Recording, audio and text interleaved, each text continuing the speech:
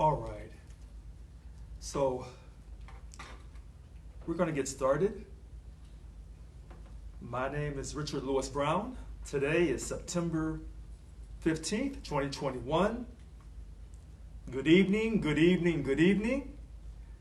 Thanks for attending tonight for Local 1000. Local 1000 listens to you, where we allow everyone to call in to express themselves about our union. Before we get started, this will be a short meeting tonight.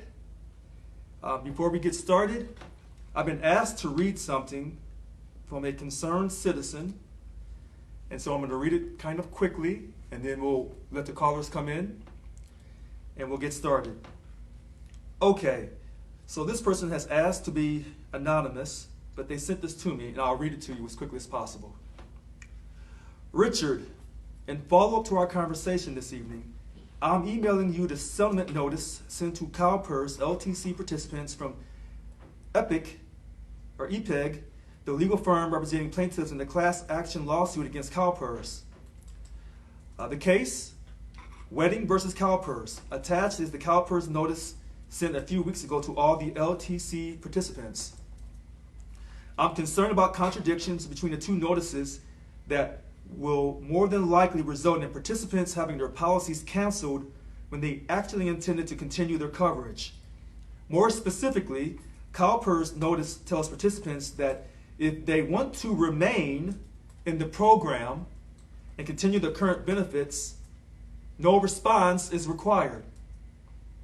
However, the notice from the class action lawsuit, which is lengthy and includes lots of legal jargon, tells participants near the bottom of page 4, the third bullet under section C, that if they do not return the award acknowledgement and election form and exclude themselves from the settlement by September 22nd, 2021, they will be deemed to have selected a policy return, and that their CalPERS LTC policy will be canceled. So it states here, I'm concerned that many LTC participants will have already read the CalPERS notice and may delay reading the class action notice or not read it at all, thinking that if they do nothing, their coverage will continue. It's regrettable that the notice from CalPERS did not mention the class action lawsuit and its potential to affect participant rights, unless electing to be excluded from the settlement. It appears there has been a tremendous lack of communication and or coordination between CalPERS and EPIC. It's spelled E-P-I-Q. Unfortunately, CalPERS LTC participants are going to be the ones who suffer the consequences. Hoping you and SEIU are able to assist in resolving and mitigating this situation to the benefit of all active members and retirees who participate in the LTC program. Thank you again. This is why we tried to have the CalPERS debate a few weeks ago in August. A lot of people think that this CalPERS election is political. It's not. It's nonpartisan. It directly affects our money. So therefore, we are heavily involved in this. I know many people were upset that, you've heard me say that I support, or should I endorse, or I agree with Margaret Brown and Tiffany Moran. But this is very important. And so I wanted to read this email that was sent to me. I think this is really important, so hopefully if you receive this in the mail, you'll take another look at these notices from CalPERS. All right. Tonight's going to be a short night. We'll get started with the first caller. First caller, Frank Askin. Good evening, Frank. How are you?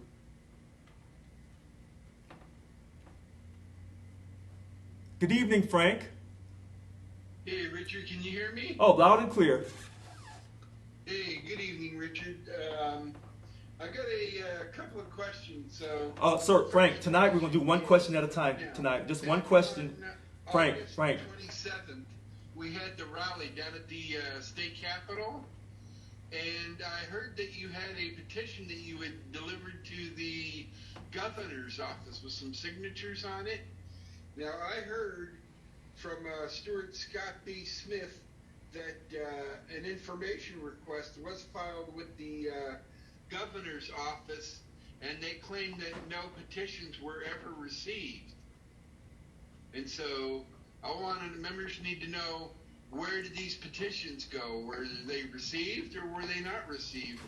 My second question is as regards to the Frank, hold on 1 second, Frank.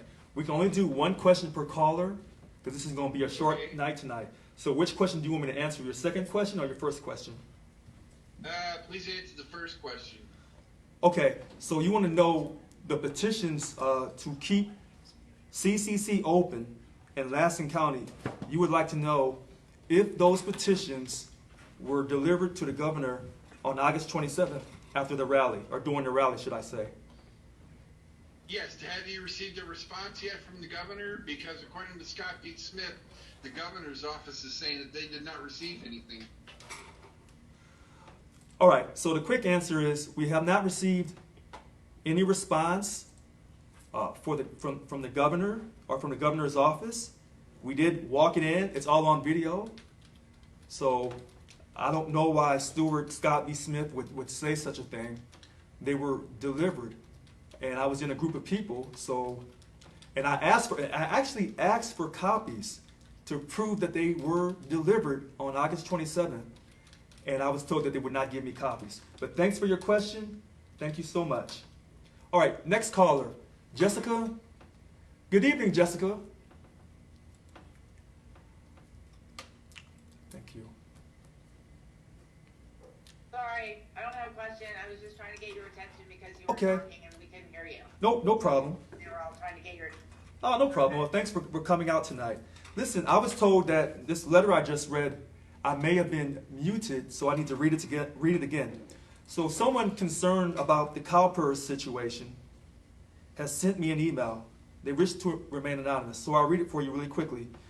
In a follow-up to our phone conversation this evening, I'm emailing you the settlement notice sent to the CalPERS LTC participants from EPEG, the legal firm representing plaintiffs in the class action lawsuit against CalPERS. Wedding versus CalPERS. Also attached is the CalPERS notice sent a few weeks ago earlier to all LTC participants. I am concerned about contradictions between the two notices that will more than likely result in participants having their policies canceled when they actually intended to continue their coverage. More specifically, CalPERS notice tells participants that they want to remain in the program. If they want to remain in the program and continue their current benefits, no response is required. However, the notice from the class action lawsuit, which is lengthy and includes lots of legal jargon, tells participants near the bottom of page 4, third bullet under section C, that if they do not return the award acknowledgement and election form and exclude themselves from the settlement by September 22nd, 2021, they will be deemed to have selected a policy refund and that their CalPERS LTC policy will be canceled. Further, she says, I'm concerned that many LTC participants will have already read the CalPERS notice and may delay reading the class action notice or not read it at all, thinking that if they do nothing, their coverage will continue. It's regrettable that the notice from CalPERS did not mention the class action lawsuit and its potential to affect participant rights, unless electing to be excluded from the settlement. It appears there has been a tremendous lack of communication and or coordination between CalPERS and EPEG. Unfortunately, CalPERS LTC participants are going to be the ones who suffer the consequences. Hoping you and SEIU are able to assist in resolving and mitigating this situation to the benefit of all active members and retirees who participate in the LTC program. Thank you again. This is the first of me hearing of this. I'm not sure if we've gotten calls at the MRC about this situation, but this person is quite concerned.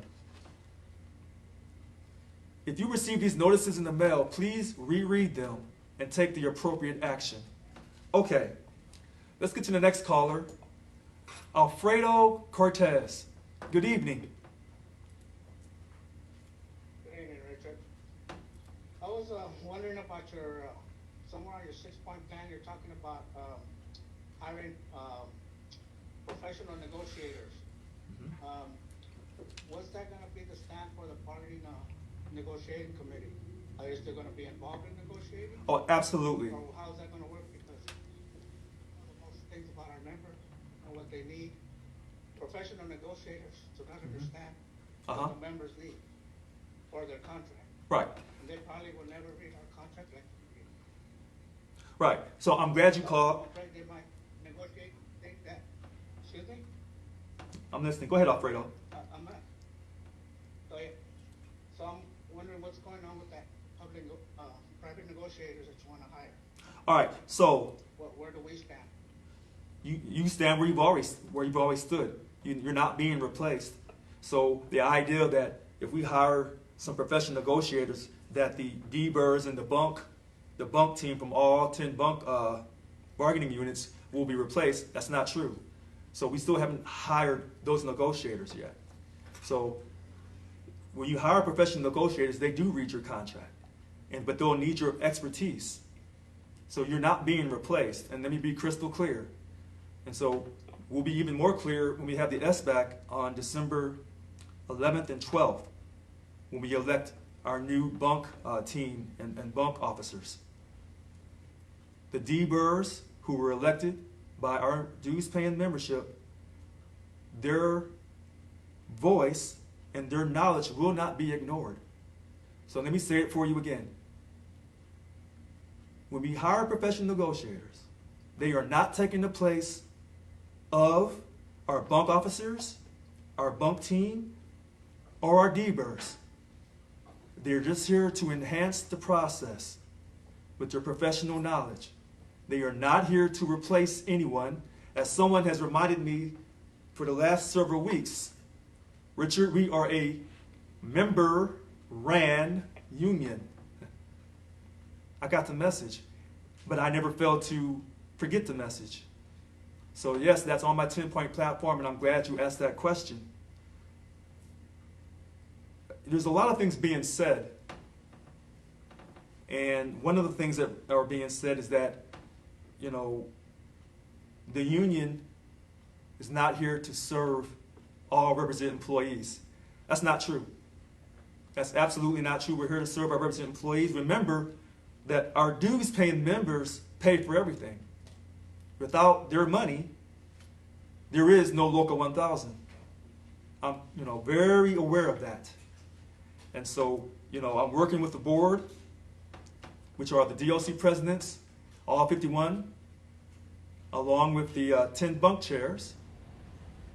We're working to keep this union vibrant in the state of California. As I love to say, the #1 state in the nation. And we are the #1 public sector union in the state of California. I wanted to address something else really quickly.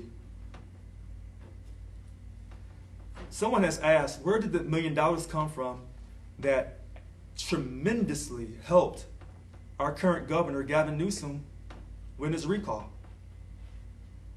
And some people said, well, it came from the COPE money, but that's not true. That money came from the issues PAC. It didn't come from the COPE PAC. Let me say it for you again. Our current governor successfully won his recall.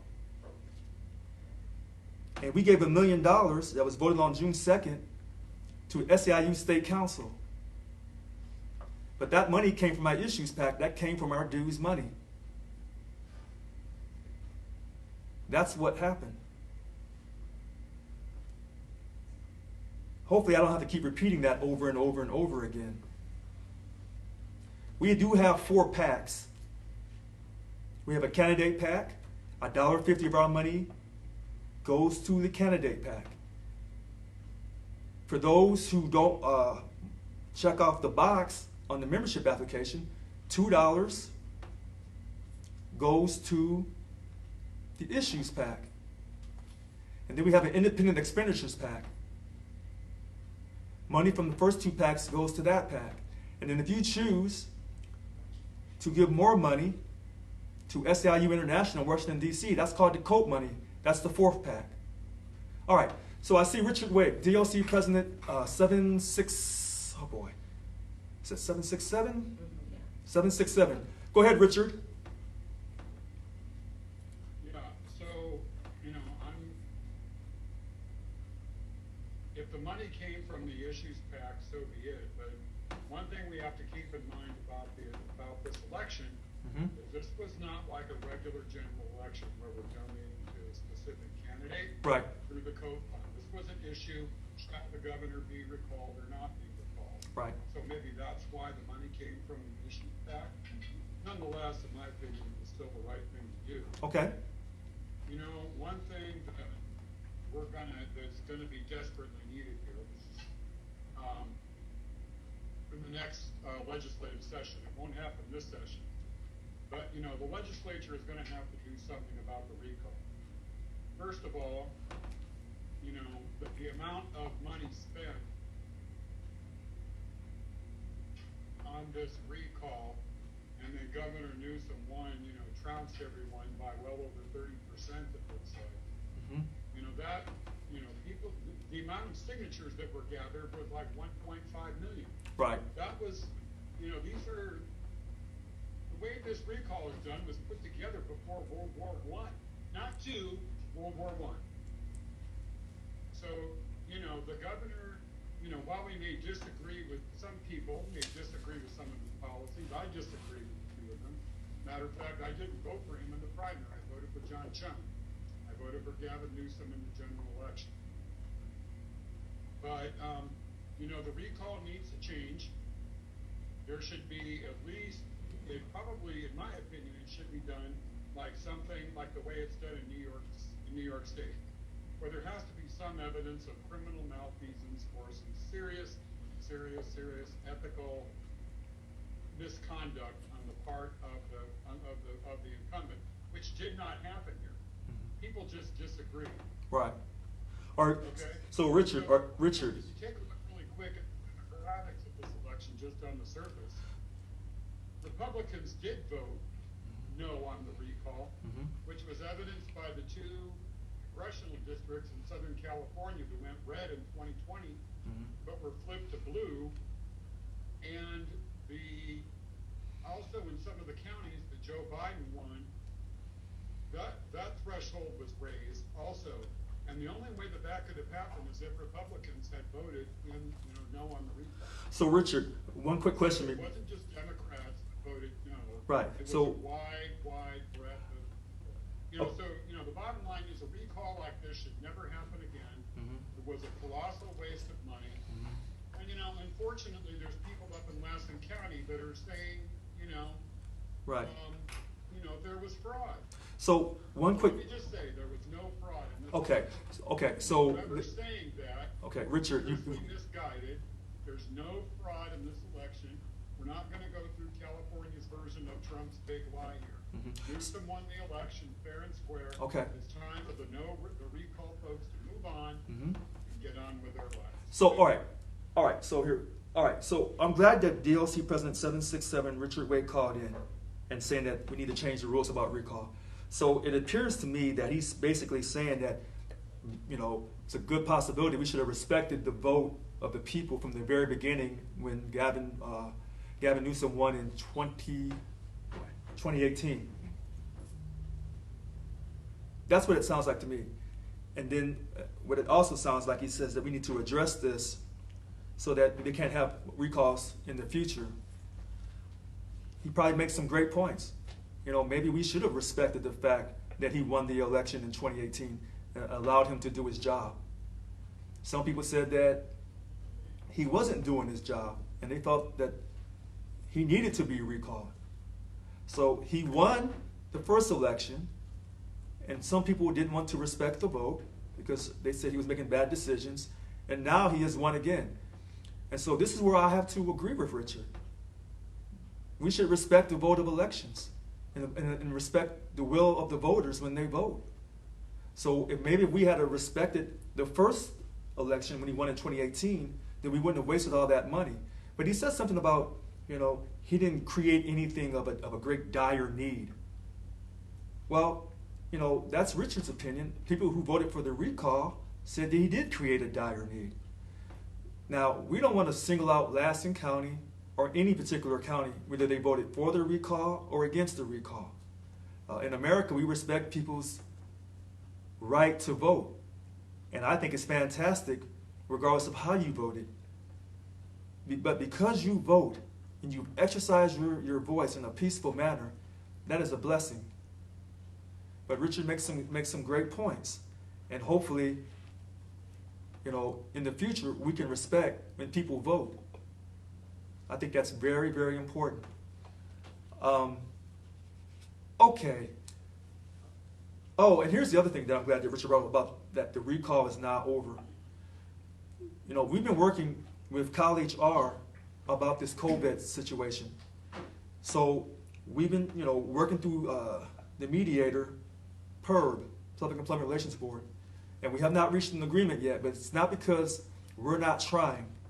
And I know people want me to run off at the mouth about every single thing I'm doing with this interaction over this COVID situation, because we want everyone to be safe, but we also want people to also feel like they have a voice and that their rights are being protected in this great country. We are working, and now that the recall is over, I still have hope that, Governor Gavin Newsom and myself, we can sit down and hash this out. And I also have hope that the telework, I know everyone wants to know about this telework. Why is it not done yet? It started September 11th, 2020. That's a very interesting date. We all know that to this country. Well, we have not got it done. And I know CalHR is busy. I know they're watching. I am still here. And the last time we talked, I won't release the details, but the VPs took part of that conversation along with the bunk chairs. And they're not releasing any information because it's a confidential conversation. So I can't release any information either. But I can tell you we are working to make sure we have a uniform, standardized telework policy for all the state agencies. We are working on it. I'm not just coming to work, just laying around on the couch or the chair or wherever people think I'm doing. That is not happening. We are working on this issue. But, CalHR does a lot of different things. And Local 1000, even though we're the largest public sector union in the state of California, sometimes they do other things and they, put us on their list of to do. But we are working on this. I've been asked to talk about the salary stipends. We are saving $145,000 a year in salary stipends. None of the officers, including myself, is taking the salary stipend. Because we volunteered to do this. This is not a job. This is a passion. Okay? You go to... y'all have the jobs. Y'all go to work every day on these jobs. This is a passion. This is not a job to me. This is a passion. So I volunteered for this. And I'm getting my regular salary. Thank you for paying my regular salary plus the 35% for retirement. But none of the statewide officers has taken a salary stipend. And I think that is fantastic. Now, I never extended the union leave. I never extended the union leave for the bunk chairs. And some people have been on union leave who weren't bunk chairs for many, many years. And so, that could have been abuse. So now it comes down to, well, Richard, did you make the right decision by not extending union leave for the bunk chairs? Do you think that maybe some of this work by bargaining chairs 1 or 4 or any of the bargaining chairs, that they may have needed that full-time union leave? Did you make a mistake, Richard? Maybe I did make a mistake. I don't think that I did. And I've reached out to the bunk chairs about full-time union leave regarding this extensive, complex, permanent telework. I said, do y'all need full-time union leave to address this issue, to contact the people in your bargaining units so we can have all the details, have all the answers, so whatever the state says, we have an answer for. I'm sure they're going to get back with me. Some of the bunk chairs are so swamped that they have asked me for certain dates because state release time was not enough time. Fair enough. You know, do I make perfect decisions? Not every day. Am I a perfect person? No, I'm not. All right, we got some more callers, and then we're going to wrap things up here. Michael Gus. Good evening, Michael. She had her. Oh, you want to go to her? Okay. Okay. Jessica, would you like to say something this evening? Jessica? Yeah, I'm really confused. Whose decision was it for SEIU to use member dues to support Newsom in his battle against the recall? Am I hearing that correctly? We gave him $1 million. Was there a vote for that? Well, I'm sorry, I'm really confused. No. It's fine. So the $1 million that went to SEIU State Council, that happened on June 2nd, that was a vote by the board. The board of directors voted on that. Now, did they contact all their members of their different bargaining units and DLCs? I don't know. But it was an emergency situation because they felt like, look, if we lose Governor Gavin Newsom, then the world could cave in on us. So they made a quick decision. The board did. But I cannot verify that they contacted all of their, I'm just going to say representative employees because it affects us both, whether we pay money to the union or not. I cannot verify that they contacted their people in their DLCs. And that's why that survey went out a few days ago. Do you know who your DLC president is? When's the last time you talked to him and her? Do they know how you feel about different situations? So I cannot verify that. But it happened really quickly. A decision was made. And, some people were in full support of this. I'm going to be quite honest with you because everybody knows when I was campaigning, I was not in support of this. But here's what I am in support of. To respect the will of the people when they vote. I disagreed with the board on that decision, but they voted. So, I'm going to respect the vote of the board, whether I like it or not. And as Richard Wake, DLC 767 President Richard Wake was talking about the recall situation, maybe if we respect the will of the voters the first time, then we wouldn't have this recall situation and spend all this money on the second shot to only re-verify what happened on the first time. But the key thing is, with the Governor Schwarzenegger, now he won on the recall. So when you open that door up in the past, everybody was in favor of Schwarzenegger. We see how that turned out. I'm done with this issue. Thank you for your call, though. Thank you for your question. Next caller, Darren. Good evening, Darren. Good evening, Richard, and good evening, everybody here in the meeting. I know last time when you came over to the DMV headquarters, I handed you a fairly lengthy list. I know you have a lot of stuff going on over there. Want to touch on just a couple of things as far as the CalPERS situation. With what I see going on, ultimately at the end of the day, the folks within our union need to make a decision. If we are relying on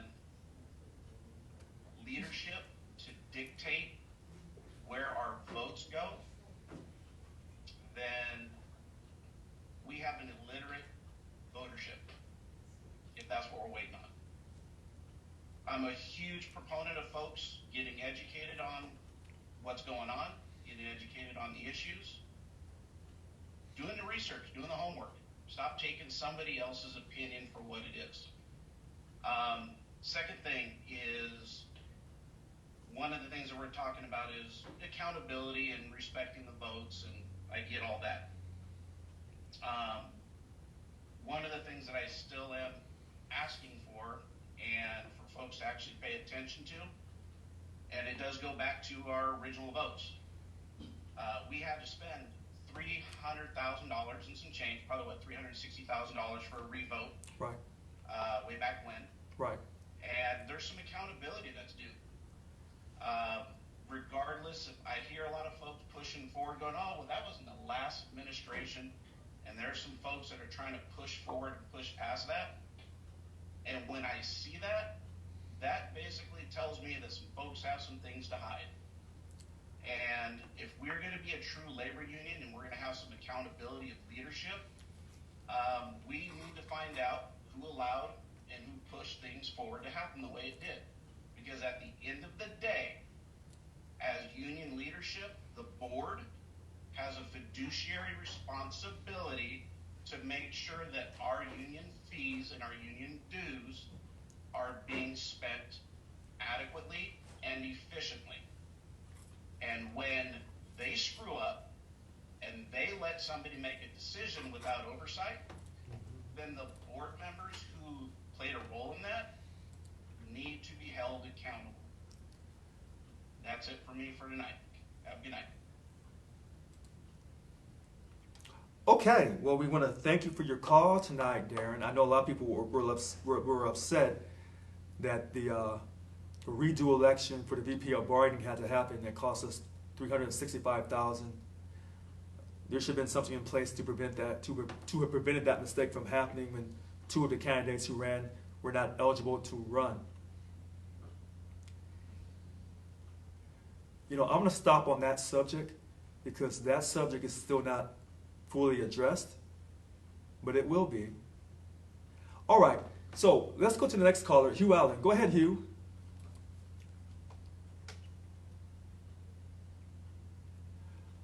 That survey you sent out that you were talking about, what is the purpose of that, and is that for the DLC presidents to kind of get out there and mingle with the membership, and when will we as the members find out the results of that survey? All right, thank you for your call, Hugh. That survey was sent out. I've been asked from the very first day I started to send out a survey asking if people knew who their DLC president was. And I just assumed that everybody knew who their DLC president was. I assumed that they knew that the DLC president or the bunk chair, that the people knew that these people sat on the board of directors. I just assumed that everyone knew this. I was informed that people don't know. We will find out the result of this survey here in a couple weeks. But we will have the result of the survey about the DLC president, about the telework,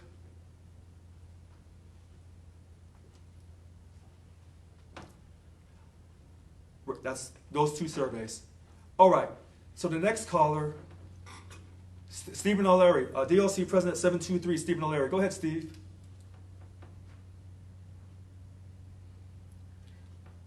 Go ahead, Stephen. Good morning. Good evening, Mr. President. Stephen O'Leary, DLC 723. Just a couple questions. I came in late. Sorry, I was working late tonight.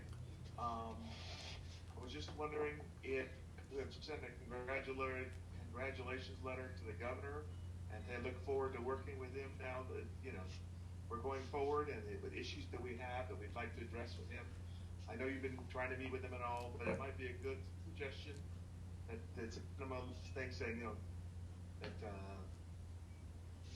what the results were on that. Also, to the caller who called in earlier about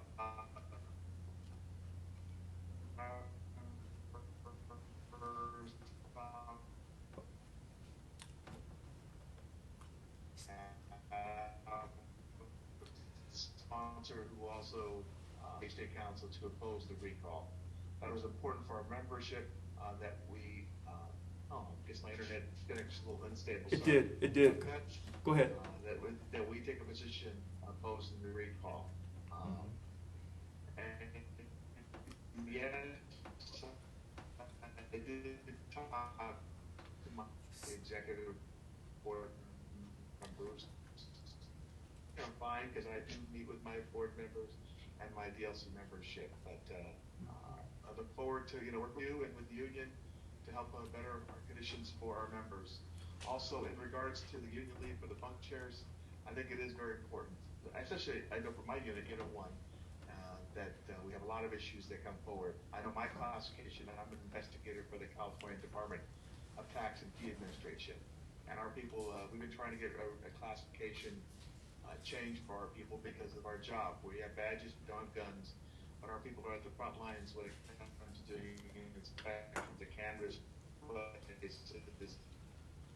as well as selling cigarettes and that kind of stuff. And I know that One's been working on that issue, and I know Susan, who was our chair, and even the chair before her, have been working on our issues, and it's really important. We're just one classification out of hundreds that are in Unit 1. We're one of the largest units, and so I would encourage yes to union leave. And thank you very much, Mr. President. Oh, thank you for calling in. I don't have anything to add behind what DLC 723 President Stephen O'Leary has just stated. So we'll go to the next caller, Michael Gus. Go ahead, Michael. Hi, Mr. President. First, I want to correct you from the last time when you claimed I called people little people. Go back and listen to the video. I called your protest little. I walked through it. It was small. There were about 125 people there. I just have, and I walked through it, and I'm calling because I have a question. I had a great orientation meeting with some of the staff that works for this union. And they explained, and I signed up for donating to the COPE Fund, and how people who donate to the COPE Fund get a vote on certain things like endorsements. So if you don't like the way it goes, donate to the COPE Fund, number one. And number two, our union took a position. I walked through that protest that you had in late August. In an SEIU 10, there were yes on recall signs. Everybody knows that at the podium that SEIU paid for, there was a speaker who was wearing a Larry Elder for Governor. That's right. Your supporters tell us that we ought to respect the election results of you, but yet you don't respect the election results for the board, and you take actions that are contrary to our policy file and to the stated position of the union by allowing a speaker at that event wearing a candidate shirt that was not supported by the union, and by allowing into a tent that was paid for with our COPE funds yes on recall signs. And to those that doubt me, I have photos of what I'm talking about. And the board of directors has called a meeting because they're concerned about these kind of actions. When's it going to happen? So let me hold on. You've talked, and so now I'm gonna have to stop you. So put him on mute, please. So let me address Michael Gus. Number one, we enforce our contract. We don't want to see anyone lose their jobs while represented by Local 1000. That's the first thing. Second thing, on our mission statement, I'm looking for it on the wall, our mission statement. I thought we had it on the wall here, the mission statement. It talks about ensuring that all Californians, not just, quote, dues-paying members of this union. That's the second thing. Third thing, COPE money was not used for the rally. The rally was paid through the issues PAC. See, I talked about the PAC money earlier, but he missed that part of the conversation. Here's the fourth thing. There was a person, a retired prison warden, and Hunter Angel. He had on a shirt. He was there to talk about the importance of keeping CCC open. He's an American. He can wear any shirt he wants any time of the day. Okay? And when he made that comment about the recall, I quickly got on stage and said, well, nope, that's not what we're doing. Local 1000, we have taken an official position to oppose the recall. I was quick to do that. But maybe, Michael, you missed that part. But it's all on video. So when the board is trying to force an unneeded, unwarranted emergency meeting because they want to strip me of all my powers and everything, because they can't respect the election results, because I was voted in not just by certain DOCs, but I was voted by the entire dues-paying membership of Local 1000. So when you talk about respect, well, first of all, the board couldn't give me the respect when I had the emergency meeting on July 6th. They couldn't give me that respect then. They told me right then how they felt. And then they followed that up after they had sent the police to my house on May 25th, when you want to talk about respect.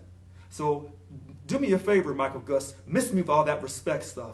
Don't ever try to come on here and try to come for me talking that nonsense. And all those other lies they talked about at that rally saying that I called the police on somebody. I never called the police on nobody, Michael Gus, or any of you other so-called Facebook wannabe know-it-all leaders.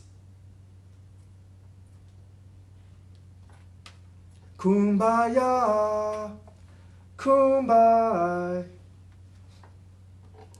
Let's move on. Joseph Ortega. Good evening, Joseph. Good evening, Richard. Just real quick, I know this has been a topic of conversation. I work at CMF. I'm a registered nurse. About the COVID rescue hazard pay. I know that you've been talking about it and wanted to reach out to the governor and no response. And I know a couple meetings back there was comment that we're not aware of any unions that has received that or is going to receive it. Well, CPOA, the correction officers, are expecting two checks of a total of $5,000 in the next 4 months. So I just wanted you aware of that. That's what I want to bring to the table tonight. Okay, sir. Listen, I know people have mixed feelings about this. I'm being informed that no one is getting that federal worker, essential worker premium pay. Now, that's what I'm being informed. Whatever deal that CCPOA or any other union is doing, that's doing their contract negotiations. But it has nothing to do with that federal money. Now, that's what I'm being informed by the union. That's what I'm being informed by Local 1000, by our staff. All right. Angela Pruitt. Good evening, Angela. Hey, how you doing, Richard? I'm doing just great. How are you?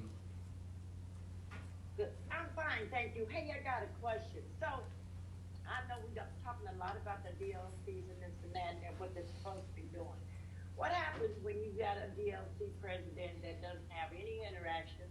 You don't know who they are, never seen their faces, never got a phone call. They don't have an agenda. They don't tell us anything. And don't they have some type of responsibilities? I hear that they're supposed to reach out to their members and, get to know them and have an input and have. None of that is going on with my DLC. And then when you put in for a position, they tell you they got somebody else in mind. Those positions aren't filled. The diva position, no VP, DLC, no secretary, no treasurer. I mean, don't they have some type of accountability that they should be, interacting more with their members, telling your members something, meet your members? I mean, that's ridiculous. Why have a DLC president if they don't do jack? Well, I'm glad you called in, Angela, and asked that question. The DLC presidents and the bunk chairs have a responsibility to communicate to everyone that they're, either been voted in or the people within their area. The great thing about Local 1000, we have a transparent website. That was supposed to be one of my wins that I'm supposed to talk about, We have a transparent, open website. And so you can go on the website because the staff worked around the clock. They put up with me rushing them. So you go to our website, you can click on the area that you're in, and bam, you'll see who your president. You'll see, is the whole e-board put up? Is it just the DLC president? I can't remember. Okay, so we know the DLC president is up. So you can email the DLC president. Now, some people say, well, I want to call him. The phone numbers for some DLC presidents are up there. Some DLC presidents ask to have their numbers removed. Even though some of the DLC presidents have phones issued by Local 1000, so those numbers should not have been removed. But, who's checking, right? So you can contact your DLC president through email, or you can call him or her. They do have a responsibility to you. And if you keep sending them emails and they refuse to respond to you, then you should let me know. And then I'll send them an email to get them to respond to you. The DLC presidents are supposed to represent the people in their area, so that when they make decisions on their DLC, when they make votes in that board, They're supposed to be representing the people of their DLC. Now here's where it gets tricky, Angela, and then I'll go to the next caller. I was voted by all the dues-paying members across all the DLCs. And they say, well, how do we know, Richard, that everything you say or do is being endorsed? Because I had a 10-point platform and a brochure that no one else had. I had a 10-point, not a 6-point, a 10-point platform. So everyone who voted for me across all the DLCs, they knew what they were voting for. They knew what I was going to do before I did it. It was clear. Now, the DLC presidents, I don't remember them running on platforms. I don't. So they need to contact their people to find out what they're going to do and how they're going to vote on the board. Some of the DLC presidents ran unopposed and have been running unopposed for years. But yet the people in those DLCs don't even know who these presidents are. And that is why I was asked, since the day I started and finally I woke up, and the survey went out a few days ago, you can hold your DLC president or bunk chair accountable, because you can best believe this board is going to hold me accountable. But everybody knows this war that we're in right now, because they can't respect the vote, but people voting to put me in office because they said I just got lucky, only got 33% of the vote. And so when people say, well, you know, people in Lansing County, they can't respect the vote of Governor Gavin Newsom winning in 2018. What we know is this in this country. When people vote, things happen.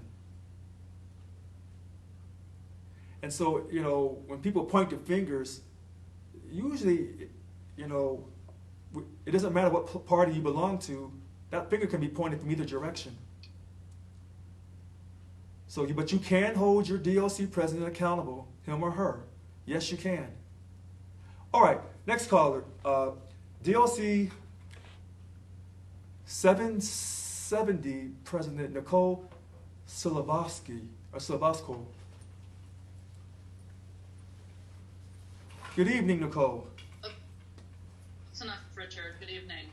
Okay. Thank you for taking my call this afternoon.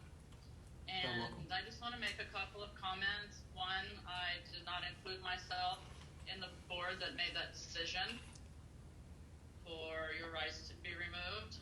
Oh, thank you. Secondly, you're welcome. I'm a brand new DLC president, and I just wanted to comment on the lady that didn't know who her DLC president was. I am trying, my last DLC president gave me no training. It was a sticky situation, and I'm learning as well as my board on how to do our jobs. And if you are in my DLC, please send me an email, and I will get back to you. And there was something else, but I don't remember. So I'm going to leave it at that, but I do appreciate you speaking with me today. And I guess that's it. Thank you, Richard. Thank you for calling DLC 770 President Nicole. I know I butchered her last name, so I won't try it again. And hopefully, Nicole, you got a return email today and that you was not put off. All right, so we'll move to the next caller. Thanks for the call, Nicole. Betty Jackson Stewart. Good evening, Betty. Hi, Richard. How are you this evening? I'm doing just great. I'm glad to hear it. I have a concern in this forum tonight.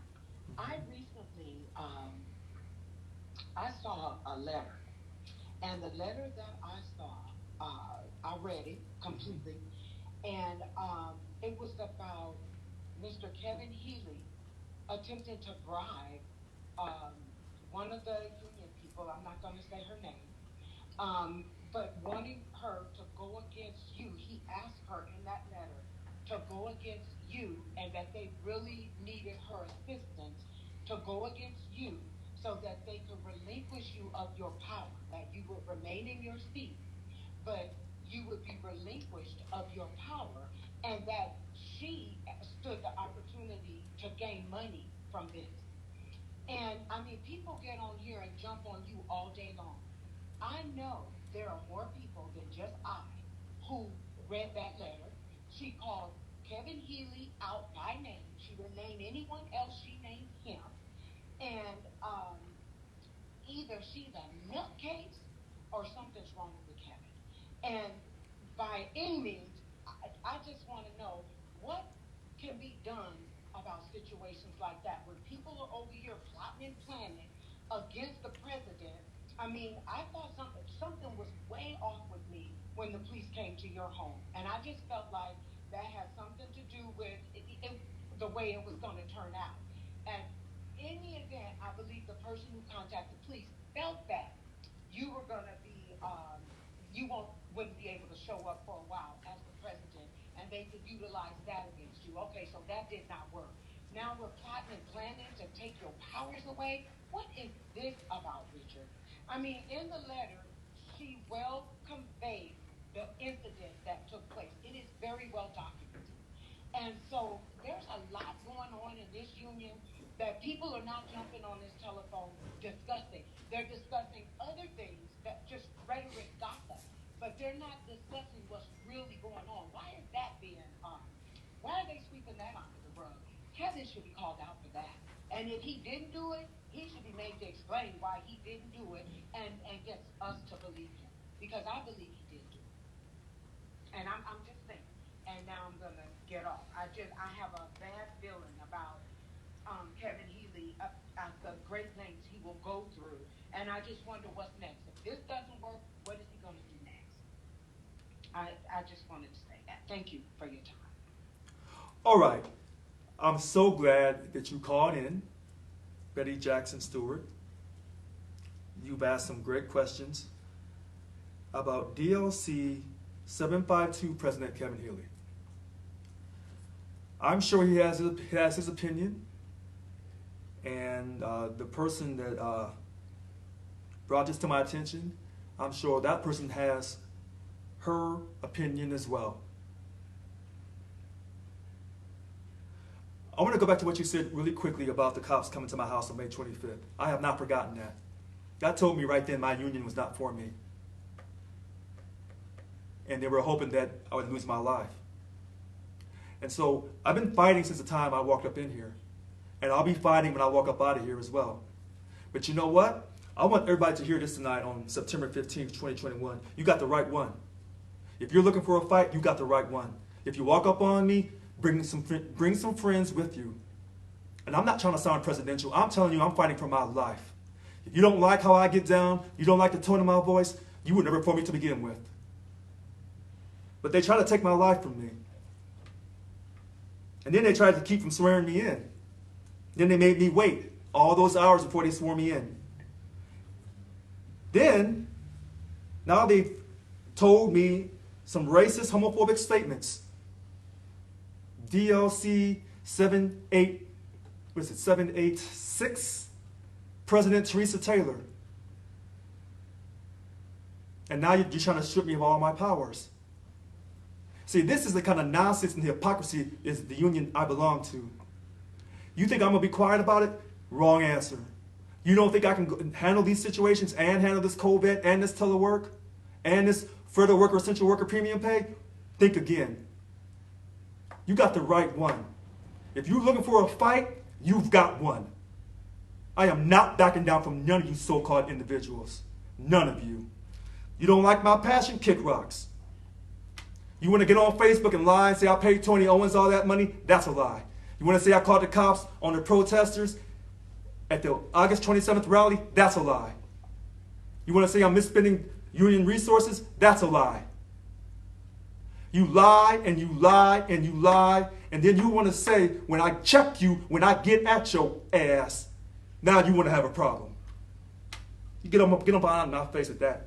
You got the right one. I'm telling you this. You looking for a fight? Here I am. 3225 43rd Street. You brought the cops. No, you come to my house yourself. Don't send the cops to my house. You show up at my house if you're looking for some action. Okay? You're not going to punk me. You're not going to bully me.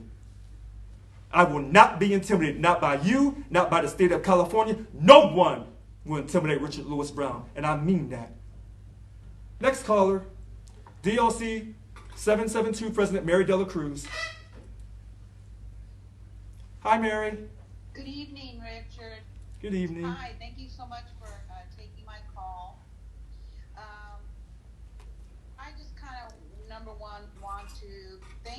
the Survey Monkey that went out. You're very welcome. And my question is, this is high time overdue. I'm a DLC president, and I welcome the check and balances for someone and to be held accountable for someone asking the members, hey, is anybody reaching out to you? When's the last time someone spoke to you? When's the last time? Because, Richard, for decades, DLC presidents have not been voicing the voice of their members. And I can speak for some of the young man. Oh, it was Steve Alari. He's bargaining unit 1. I have bargaining unit 1 people, and as you come up and down the state, Richard, please visit some of the prisons south of Fresno, because I'm telling you, I got bargaining 1 people that wear black on Wednesdays because they told me they've been employed by the state for over 10 years, Richard, that are bargaining unit 1s. So just to let you know, that have never seen the eyes of the previous bunk chair or the current bunk chair or any representative for bargaining unit 1. And until they see change, they wear black on Wednesdays.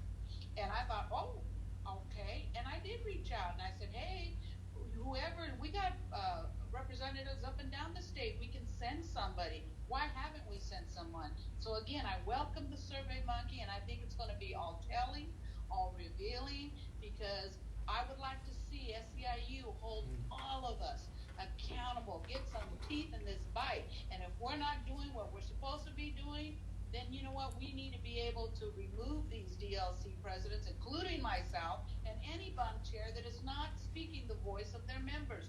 It's time to give the voice back to the members, and let's be straight up. And if their voice is yay or nay, it's not Mary's voice. It is the voice of my members. Whether I choose to support that or not, it's the voice of my members. So thank you for the Survey Monkey. I think we need to continually send those out so we can be able to measure, are we improving, are we staying the same, are we getting better? Our work sends those Survey Monkeys out all the time. Excuse me, thank you for that. And getting, just piggyback what Betty Jackson said, out of the 100,000 members that we serve, Richard, I just find it very humorous that about the 100,000 people, the only person with the superpower to be able to reach out to you to see if you're okay was Kevin Healy. Ain't that something? Maybe it's a coincidence. I am an investigator, but I would find the odds of that happening out of 100,000 people, and knowing what this UAW president had to say about what length, and knowing the public record documentation of what the courts said about his demeanor and behavior. Let me tell you this. Stevie Wonder would be able to see what's going on here. So thank you very much for all you do, and thank you for taking my call. DLC 772 President Mary Dela Cruz, thank you for calling in. Let me say this really quickly before I go to the next caller. There's a reason why Sacramento, the police chief, Daniel Hahn, doesn't want to tell me who called. See, there's a reason behind that. There's a reason why they won't tell me, or they won't even let me hear the voice of who called to say that there was a woman screaming in my house on May 25th at 5 o'clock in the morning. There's a reason for that. Because they're protecting Local 1000. That's what he's doing. I said it. There's a reason why he won't have a press conference with me, with those 2 officers who didn't stereotype me as a black man in this country. See, he's protecting someone here at Local 1000. That's who he is, Daniel Hahn. Let's move on. E.B. Lynch, go ahead.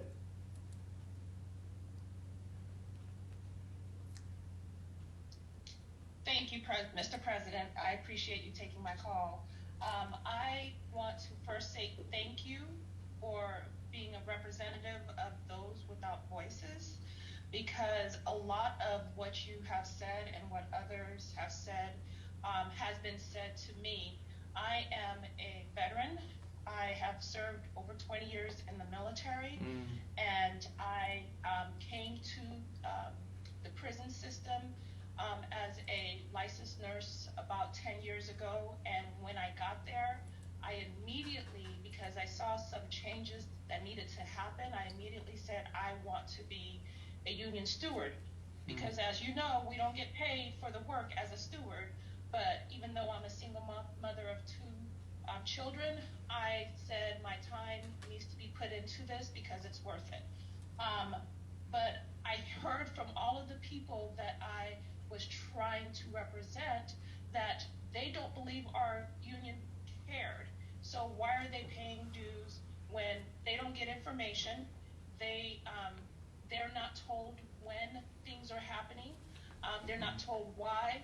They're not a part of the union. They're basically, most of the union people that they knew were for management.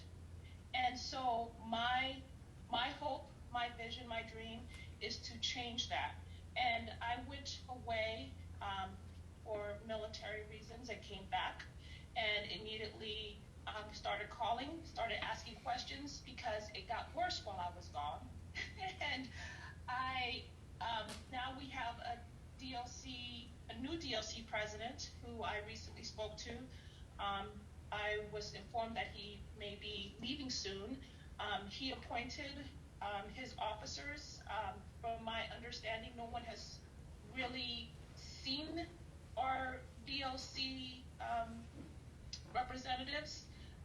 They don't feel that that the individuals are representing their interests, and it's very hard to continually tell people that I'm supposed to be representing, that the SEIU cares, when they don't see it from anybody but me. At least that's what I'm told. And I know that internally in our union, there is a lot of upheaval over the vote. I don't know why, because honestly, Mr. Brown, what you said is what I believe all unions have said, that we have to be for the people and we need accountability. And that's regardless of whether we are a union or we are a management system, an employer, whatever. There should be some accountability and some transparency. People need to know where their monies are going. That's only fair. We don't have a problem with that, saying that to our represented voter or those that we voted into office for president and so forth. We should also have that within our union, because we need to be able to let our members know that we are accountable to each other also. We are accountable to you because your money counts, your vote counts. Now, my question, Mr. President, is how is it that we have DOCs that have meetings without ever telling the people? I, as a steward, didn't even know that we had a DLC DLC meeting. I don't know when it is. I don't know when it was. But there were votes that happened. I wanted to run for office because I want to be a change. I want to make a change. And yet, all the positions got voted on without me even knowing that there was a meeting happening. So if I didn't know as a steward, how do our members know? How do they get to be able to voice their opinions to the DLC leadership if they don't even know when the leadership is meeting, or even get notes? There should be meeting minutes that are sent to the membership of that DLC. So I'd like to find out from you, Mr. President, why that happens and how do we change it? How do we vote people out that have already been voted in or appointed in the DLC? Thank you. So, to be very brief, all the DLC presidents should be contacting everyone within their DLC. And you should have known when there was a meeting. If you didn't know when the meeting, you should contact your DLC president and CC me and find out why he or she did not contact you. And then you should, make sure you communicate to everyone within your DLC what your DLC president is doing. So the same action they're trying to take against me, here's the truth. I don't care for recalls, but sometimes you have to recall. And you hear people on Facebook saying they're trying to recall me. That's what it is. They want to recall me. But sometimes when people are trying to recall you, sometimes the tables turn on them, and then sometimes they get recalled. All right. But you have my email address. You can always contact me. Everybody has my phone number, 408-207-2339. Thank you for your call, ma'am. All right, next caller, Craig Nelson. Hello, Mr. Brown.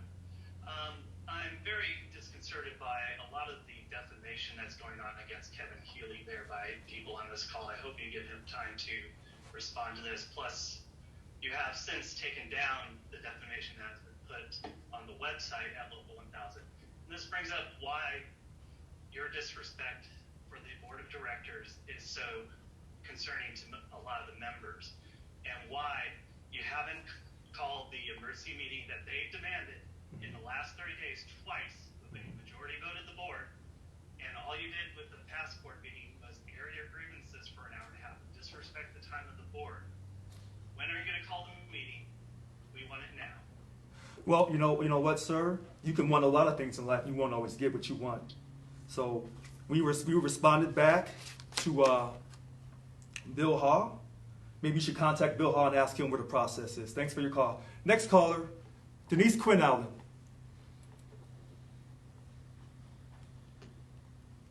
Hello, Richard.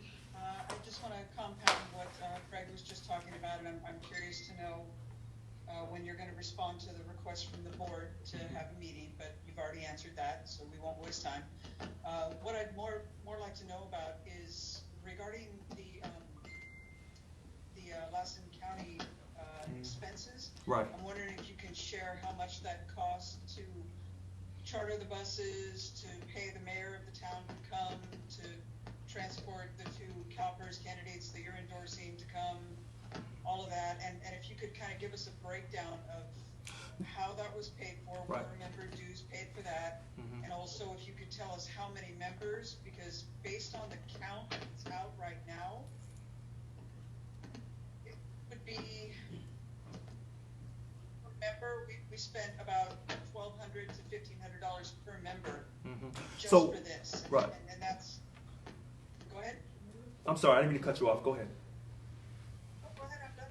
Oh, okay. So I was told it was a range between 50 to 70,000. I don't have the exact number. Number two, we didn't pay the mayor of Lassen to come down or anyone to come down. We didn't pay anyone a speaking fee or whatever that you're asking for. And I guess my third thing is, when you're asking about this money and stuff, I didn't hear you asking these questions when $1 million went to SEIU State Council to help this current governor fight this recall. So all these questions that you're asking now, you weren't asking these questions before. Let's move on. Vincent Green. Oh, I'm sorry. Bobby Dalton Roy. Go ahead, Bobby.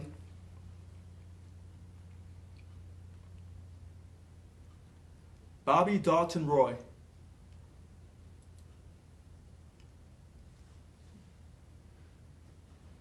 All right, next caller, Vincent Green. And we're going to end this on Vincent Green. Vincent Green. Hello, Mr. President. Can you hear me? Yes, loud and clear. Can you hear me? Yes, loud and clear. Okay, thank you for taking my call. Thank you for taking my call. A couple things, and I hope that you just stay with me for a few minutes if you can. I would really appreciate it. But I just wanted to address a couple things. And the first thing is to Ms. Betty Jackson Stewart and what she basically asked. And I think the proper response to Betty would be to familiarize yourself with the policy file as much as you can. The policy file is our North Star. This is how we conduct business. And whether or not we are successful will depend on how we follow that policy file. Now, that does not mean that the policy file should not be changed. That's a different conversation. But we should at least adhere and line up to what the policy file says today. And if it needs to be changed, there are processes for that. So to Betty, in answering her question, look at what the policy file says. If you have an issue with it, figure out what the policy file says so you know exactly how to correctly address the issues that you may be having. That is the first thing.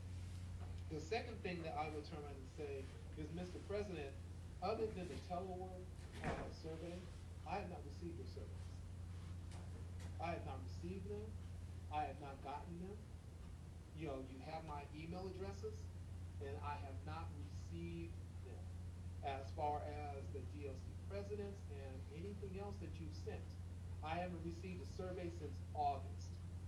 August 3rd, I believe, is when you did the telework survey. So, I think that, with anybody else that has missed it, I think your data is going to be a little bit skewed because it hasn't included everybody, which it should be if we are talking about total transparency. Okay? Third point, and then I will end in case somebody else wants to speak. I would appreciate a private conversation with you out of respect for your position. And the reason why I say that this way is because there has been several times that you have invoked Jesus Christ in what you say. So if you're talking about it around Matthew or Mark, and I can actually give you the scripture if you give me a little bit of time. But it says that if I have an ought, which means a complaint against my brother, then I am to go to him in private first. Okay? And then if he doesn't receive me, then I'm supposed to take somebody with me to continue the conversation. If I'm still not received, then I'm to take it before the church.